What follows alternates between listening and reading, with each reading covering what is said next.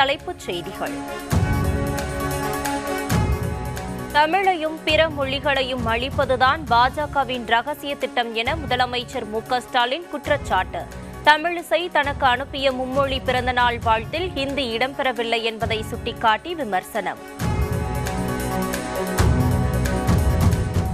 மும்மொழி கல்வி மூலம் குலக்கல்வியை கொண்டுவர மத்திய அரசு முயற்சி செய்வதாக பேரவைத் தலைவர் அப்பாவு குற்றச்சாட்டு. மக்கள் தொகை அடிப்படையில் நாடாளுமன்ற தொகுதி வரையறை செய்யும் பட்சத்தில் ஜிஎஸ்டி வரியையும் மத்திய அரசு வசூலிக்குமா என்றும் கேள்வி. 25 விழுக்காடு தமிழக மக்கள் திமுக மீது எதிர்ப்பில் உள்ளனர். அந்த வாக்குகள் அனைத்தும் அதிமுகவிற்கு வரும் என முன்னாள் அமைச்சர் ஜெயக்குமார் நம்பிக்கை. அம்மா மக்கள் முன்னேற்றக் கழகம் கற்பூரம் போல காற்றில் கரைந்து கொண்டிருப்பதாக எதிர்க்கட்சி துணைத் தலைவர் ஆர்.பி. உதயகுமார் விமர்சனம். விரைவில் காணாமல் போய்விடும் என்ற நிலையில் இருப்பதாக கருத்து. ராமேஸ்வரத்தில் 5வது நாளாக தொடரும் மீனவர்களின் காத்திருப்பு போராட்டம். தமிழக அரசு கேட்டுக்கொண்டதன் அடிப்படையில் தீக்குளிக்கும் போராட்டத்தை தற்காலிகமாக ஒத்திவைத்து மீனவர்கள் அறிவிப்பு.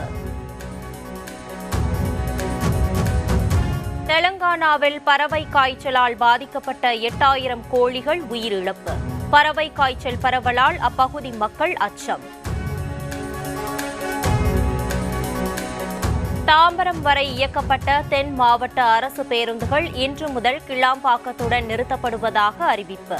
கிளாம்பாக்கத்தில் இருந்து சென்னையின் பல்வேறு பகுதிகளுக்கு கூடுதல் பேருந்து இயக்கப்படும் என போக்குவரத்து துறை தகவல்.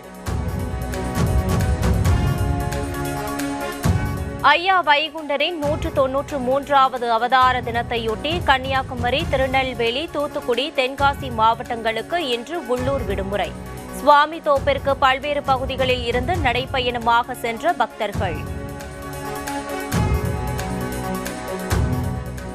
நாம் தமிழர் கட்சி தலைமை ஒருங்கிணைப்பாளர் சீமான் வாயால் வடை சுடுகிற வேலைகளை மட்டும் செய்து கொண்டு இருக்கிறார்.